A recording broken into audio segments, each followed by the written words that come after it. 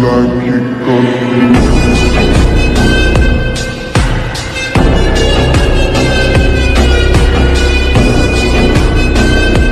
think as true followers of Christ, I think our testimony is the most important, except for the truth of the Gospels, of course, but it shows the truth of the Gospels.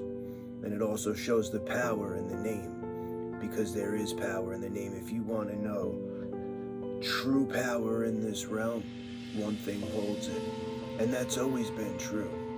I've said before, the two became one. They birthed the Christ. Through him, and for him, everything was made. If anyone can understand that. Oh, what do you mean I can't understand it? But the fullness of it, you got to understand the fullness of what that means and where the light of life came from. I was about as wild as they come. Rough. I wound up pretty much raising myself a lot at times, but when nobody teaches you how to be, it's all of your own accord from the mind of the child. So who I took to were adults that thought like children, which they didn't act like children. When you come to Christ and you actually start to have true strength and have the true measure of a man and see what true power, strength, love, loyalty really is, then it makes everybody else look like childlike. I saw a thing where it said that the Most High still calls Enoch youth, which I thought was crazy because it's been a couple thousand years and he took him out of here without experiencing death because he walked with God his whole life in righteousness. So he didn't have to experience death. And that's how you could tell that it's for the atonement. The blood was given for atonement. This is the animal skin that was put on us. It says in the garden, the Lord put animal skins on Adam and Eve. They think he killed an animal and wrapped them in the fur. That's not the case. They lost their light body. They lost the 7 garments, which is the frequency of love, unity, joy, happiness, peace, tranquility, all the virtues, let's say. I don't know if those are the names of the virtues, but the virtues are what make you not naked. People think it's this body that's naked. That's the true nakedness, and it's not true. The true nakedness is being spiritually naked. In infancy, spiritually, you don't know better. You're ignorant. You came out of chaos. And you're no better than when you came out. So that's the crucible. And why you have to be forged in it. Because there's no other way. You can't understand it. You don't know what you were given. If somebody birthed you into eternity, and I've said this many times, we see when we spoil our kids. It's just second nature to them. It's just life. It's normal. God knew the gift he had given. And this is the way we realize. He lets us be our own God. Never works out well. Ever. And then he shows us the true way. And we are forged in fire. And the ones that went down into the darkness, the deepest, on the way back up, their light shines the brightest. And all the people that condemn them, watch them shine brighter than they ever did, even though they did good their whole lives. And it just that light keeps growing, because now those people aren't willing to go back to the dark. They know how dark it gets, and they got to the bottom of that pit. There's nowhere to go back. It's only up from here. You ever hear that saying, there's only up from here? That's the way it is when you were in the darkness and you come to Christ. He uses the ones that he knows can shoulder it and that do not fear the dark. He likes the ones that dance in the dark, that think they are the darkness, because he knows that's not true.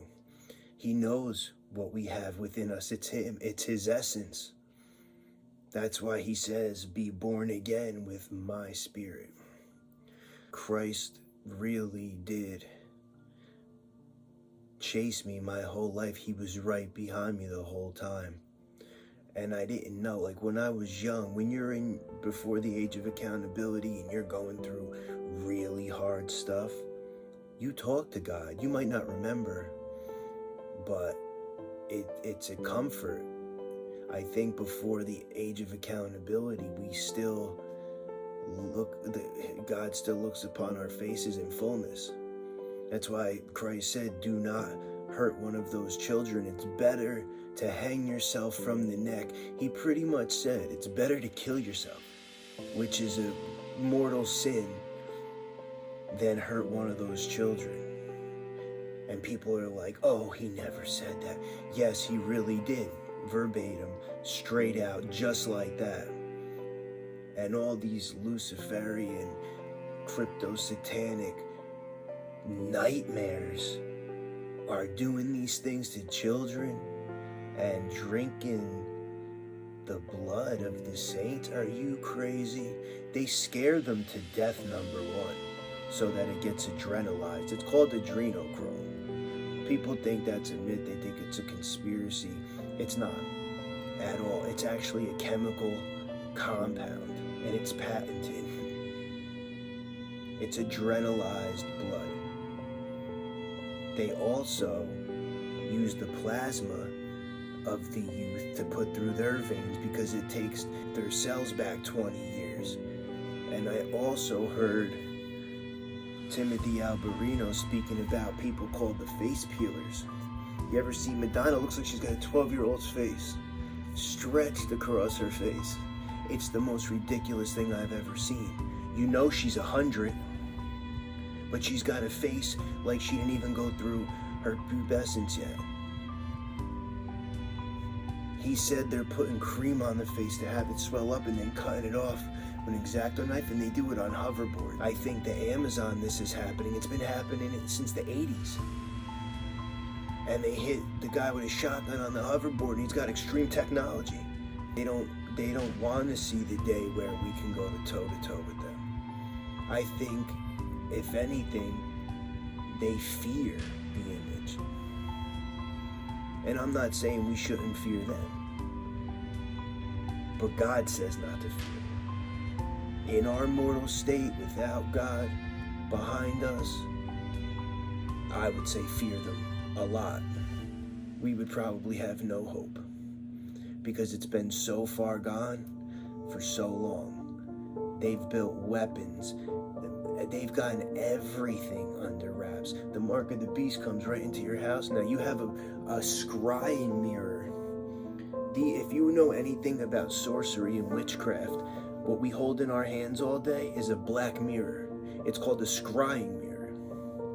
And it brings the stuff from Hollywood. The holly tree was what sorcerers used to make their wands, holly tree. And then they named the stars Halle Berry.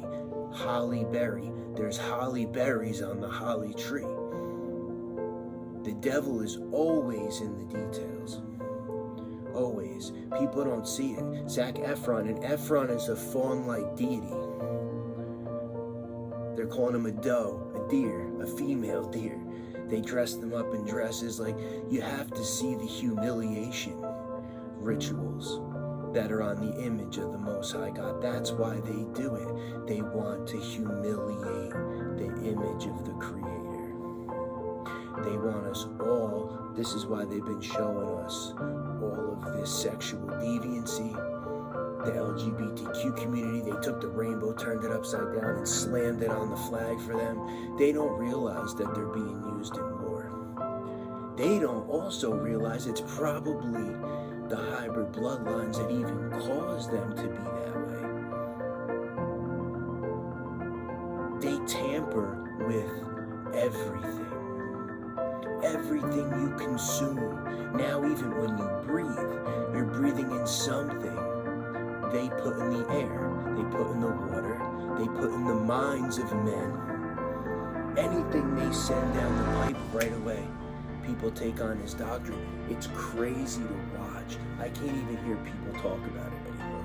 They put something on the news, everybody's talking about it. But if you resonate truth and you have the Holy Spirit with you, you'll see right through that veil. Like, to me, most of the world's not even real anymore. I don't think they tried to assassinate Trump. It's two wings of the same bird. You're going to shoot somebody of one of the families.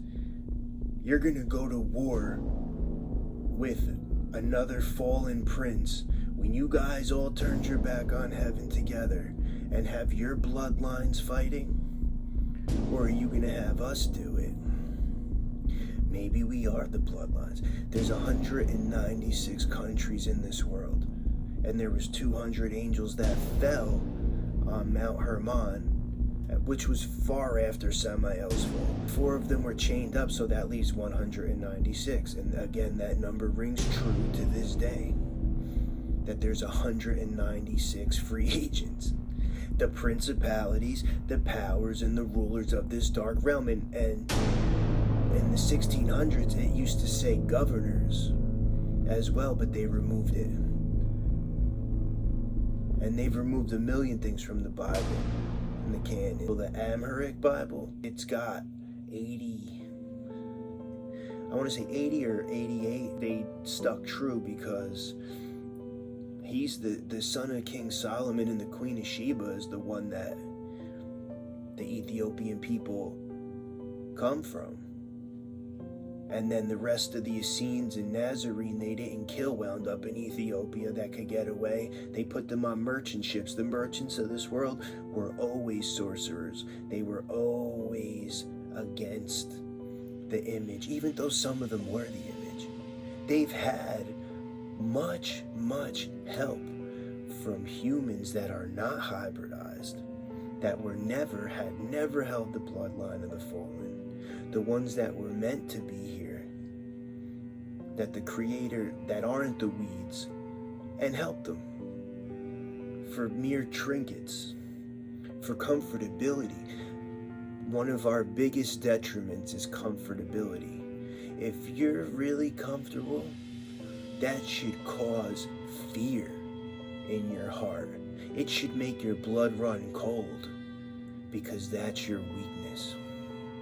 That is your full weakness. If you didn't care about always being comfortable, warm, relaxed, full, happy, if you could just be the image of the Most High God, everything that comes your way every minute of every day is a blessing and appreciation.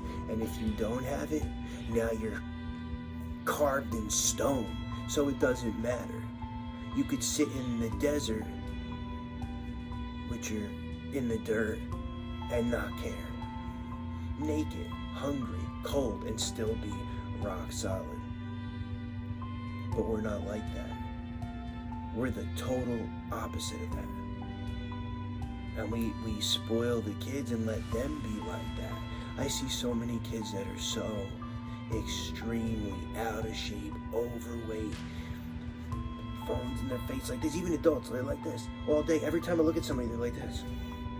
Unless they're older, which maybe that's why sometimes I get along with, old school people, because it was a time before that, before the phones. Now you see little 2-year-old kids with the phone and the iPad, and they know how to use. It takes me an hour to do what they do in 3 seconds. That should show you just how quick technology's moving, and that the days of Noah were actually a reality, not a myth. People think it's myth. They think it's allegory. It's just a story to let you know how to live a better life every day. No, it's not.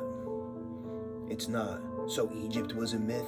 They're finding all these relics and all this stuff because it was a story we were supposed to know. No, but they like to pick and choose what they believe and don't. They make up their own doctrines. They are their own gods. I see it all day long. People want to talk about the power of source and creation, but they don't want to credit the true source of creation. They call themselves God. You were made in the image of the Creator. You will never, ever, no matter what you do, be the Creator. He always was. He is all-knowing. He does not perish. He is the mightiest. He is the source of the stuff we use as strength. He gives us the light. He gives us a fractal, and that fractal is powerful. Look, we create life with it. Look what we do. And this is in a fallen state. Can you imagine the fullness of the source that comes from? No, the answer is no, you can't. But it'd be fun to try.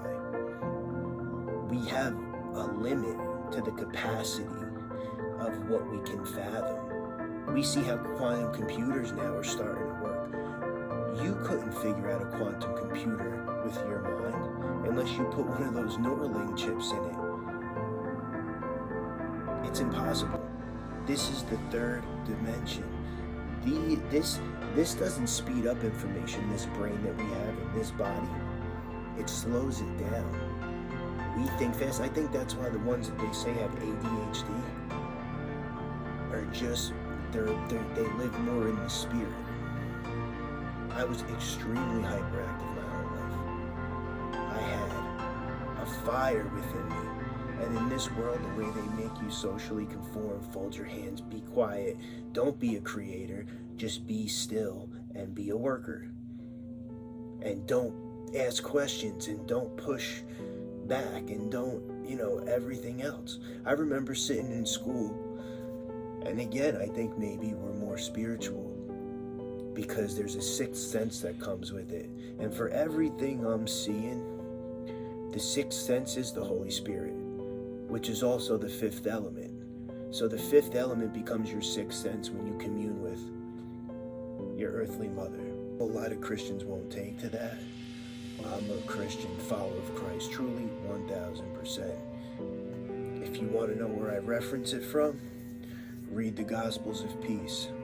It's from the Nazarene people who Christ himself, like this, because he knew they followed his way. Before Abraham, before anybody, I am. That's what Christ said. He is the truth. He is the way. And he is the life eternal. That's whose image we're made in. The mother, the father, and what birthed out of it. And we have children. We know what that's like. When the two become one. And they get to know each other. And they come into full communion. And that happens. And boom. Life. But on a larger scale, from the source of it. From the source of it. I know some people are so real. They're such realists. They'll only go by what they've seen physically in this world. But you've never seen air. But you know it's there. You've never seen wind either, but you know it's strong. You know it's powerful. More powerful than you on any day. And that's how the Holy Spirit is, and that's how the Most High is. And I think, this is temporary. And I think the time is getting very short. I really do. There's been a shift in the paradigm. I keep saying it, I keep saying it, I keep saying it. There was you could almost clock it to when the whole world shutting down. That's about the time that the energy shifted. I don't know if that's why they needed us all home. I don't know. But I do know that's when it happened. Just like that. That was the beginning of the end for it. Even with me, it was almost like that's when I fully came to Christ and everything. And I would have never thought. I loved the excess. I not loved it, but it's all I knew. Like, when you feel like you live so hard and you don't know so many things, but you also have that fire in you, and you also got raised by wolves and all these things that I spoke on, it's a nightmare. You build all of these bad habits, and that's all they are. You start to think it's part of you, need it. I used to smoke 2 packs of cigarettes a day. Chain smoke. When the Holy Spirit started communing through me, that's how I knew the Nazarene. It worked through them the same way it started working through me, with me knowing nothing about the Spirit. It changed my diet, my eating habits. I started fasting. I used to eat a whole bag of Sour Patch Kids this big in one shot, like from Costco. Sugar, victim, 27 Red Bull a day, full sugar. Now I don't drink any drinks with sugar if I can help it. The Holy Spirit will just start showing you things through you. Be like, you'll start feeling the frequency of this is wrong. I won't kill a bug, you know that? At one time I could have probably, no problem, dropped a person in the street without catching a weird feeling. But I can't kill a bug. I catch him and take him outside. It's literally a shift in the Spirit. You literally are born again with His Spirit. You know, and it takes time to peel away some of those layers. It took me 40 years to get this way. It's not going to take 40 seconds for it to change. Unless you're that strong and willing. You can do all things through Christ who strengthens you. You have to be willing to sacrifice. See, He was fully willing to sacrifice. He knew what He had to do, and He executed it. And most of us aren't like that. We say we're going to do something, we don't do it. You know, it's rough. We're very emotional, very sensitive. Even the ones that say they're not, they're usually the most sensitive. From what I've seen in this world, you know, it's a lot of hype. You know, you ever hear don't believe the hype? I went to a bunch of different high schools, never church or anything. My grandparents, maybe once in a blue moon, like once a year, I'd go to church. I did the whole communion thing. I got kicked out of CCD. It was no spiritual awakening, let's put it that way. And I never liked the Catholic Church. No offense, I'm not saying any. I love the Catholic people. They're extremely devout, love Christ. I don't like the institution, especially now that I know the truth of the Gospels and I know Him. He spoke against so many things that they do, and I can't come to terms with it. Plus all the pedophilia and everything that goes on there, plus the Vatican. They have 50 miles of a library underneath the Vatican that they hold information from us. What kind of true path to light has that many secrets? Oh, we do it for your benefit. The whole world will go crazy. Are you sure of that? Or you mean you won't have control over them anymore? Or they'll come into their power? Or they'll realize the birthright they have to the earth and don't have to pay you nightmares? Or that Rome never disappeared, it's now the Roman Catholic Church. This is what they fear. This is their probably biggest fear, and everything they do is out of fear. They're 10 steps ahead and 20 thoughts ahead of that. Maybe more. The Pope calls himself the vicar of Christ. Vicar means in place of. He said, I am the way, the truth, and the life, and no one will come to the Father except through me. Again, with the through Him and for Him, through me. What man born into this fallen state is going to intercede for you over Christ? Who are you in place of? Christ also said, call no man father on this earth, for your Father is in heaven. We call them all Father. Every one of them. Every one of them. And they're very militant, they're very ritualistic, and there's pagan rituals mixed into there like you can't believe. The Pope wears the hat of Dagon. Literally a Nephilim hybrid, lesser god that's not even a god, little g, that were sons of the fallen watchers, that are in the Marine Kingdom. They sunk Atlantis on purpose. It wasn't nuclear war. They sunk it on purpose. I guarantee that's why planes and everything go down in the Bermuda Triangle, which I know sounds insane, but it's electromagnetic. They have fields. They don't want you getting close to it. They spin your compasses. You can't find them. You can't you don't know which way is up.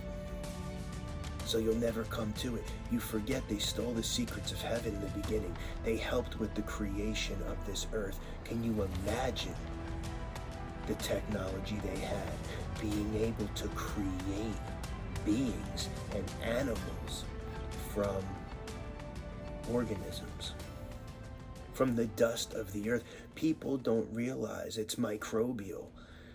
The dirt. People think, oh, we're just dust, and God put us like clay, wet it, and no, it was the organisms. That's what started to build the flower life, and boom, boom, boom, boom. If you know anything about DNA technology, if you know anything about genetics, if you know anything about the human body, I talked to my friend a lot about this, that my friend Gus Faulkner, he's a biochemical engineer, and he works with advanced materials.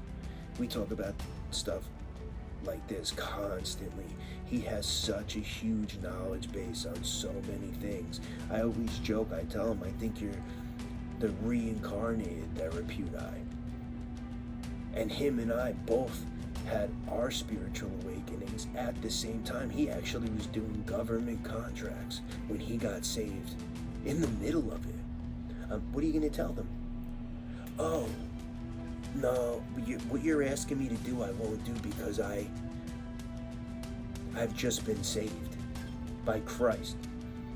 The last people in the world that want to hear that. But some people have the salt, and that's why I love them. That's why we'll be friends to death, maybe after. And then what you're willing to sacrifice. I can tell you the power is real. When I was 17 and a half years old, I had kingpin charges. I was looking at a lot of time in prison. Thank God I had a good lawyer, and it was my first offense, and I was a kid. I think that gave me some leeway, but it could have been a lot worse. But then, of course, I wound up spending half of my adult life in prison, which is terrible. I don't recommend it to anyone. We're not made to be confined, not even in these houses, like not even the way we live all around the board. And we even, because we're enslaved, we enslave other creatures. I feel bad every time I look at my fish tank or my dogs. They don't want to be in here. I don't care if it's cold out. They'd probably go somewhere warm because they're smarter than us for the winter. You know what I mean? They would never stay in a freezing cold place where they have to pump $1,000 out to PSE&G because they're the Nephilim hybrid bloodline family that harnessed every power of source to charge us for it. We pay for water. If they can make us pay for air, they will. They will. And it's sad because they were supposed to be 100% mortals and live mortal lives and, you know, commune with God the same way we are. And not only did Adam and Eve fall, it's really like they have triple indemnity in their blood. Not only did Adam and Eve fall, right? But their first father, the dragon, fell. And then the fallen watchers tapped into their bloodline. It's been a mess. It's been a mess. And I hear geneticists talking, they're like, it had to start from one man, one people, and this is what we're finding with the Y chromosome, and like they can tell who it comes from, and they have bones going back generations. And now they've found so many tombs. Hillary Clinton spoke on it. That's why they wanted to kill Julian Assange. She found the tomb of Nimrod, Gilgamesh, and she wanted to reintegrate him back into the realm. Gilgamesh was a Nephilim. He was a giant. So Nimrod, it says he started to become a Gibberim. I go through the spirit, every day, more and more. It must be hard to be either a pastor's kid or be saved so young and stay in this world for 80 years knowing the truth and what's coming and what's here and who really runs and rules the roost. You really are one of the ones that it's like not that hard for you to just be good, kind, genuine, loving, always exude love. You don't get, like me, I've always had a huge heart. I was a drug dealer. People were like, they called me the good-hearted drug dealer because people come sick and I just give it to them. I didn't want to see them like that. And I knew I was the one that messed them up in the first place. Not that I messed them up. They would have got it wherever. I think part of what I went through in life, because I didn't do drugs, I didn't smoke, I worked out like a monster. I was really big at one time, and I broke my spine in 6 places like 4 years ago, putting up Christmas lights. And this was before I fully came to Christ.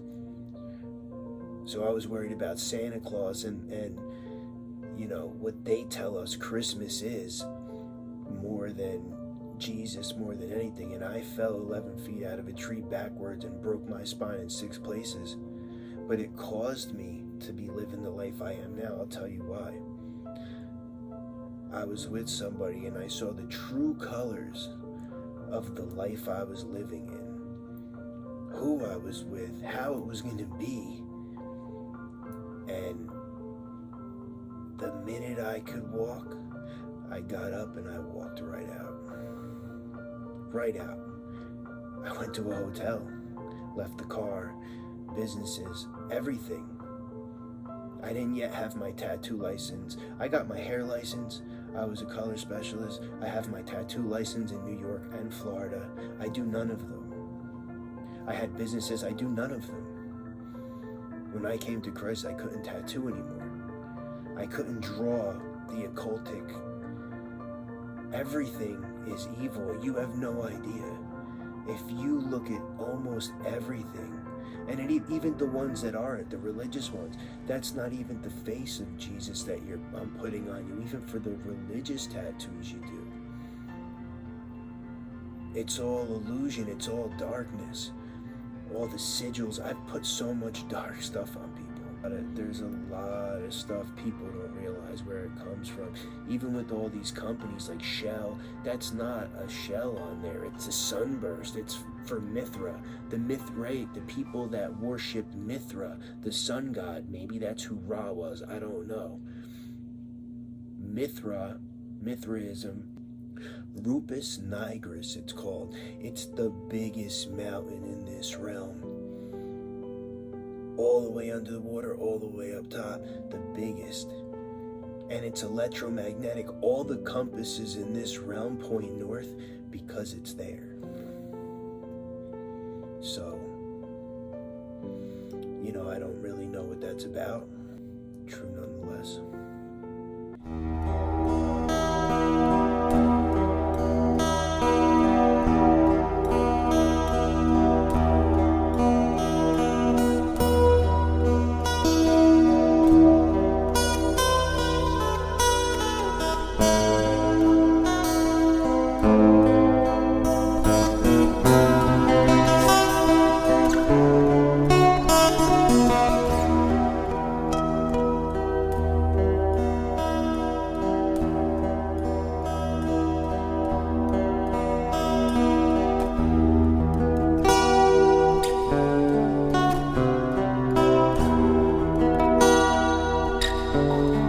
Laughing at you.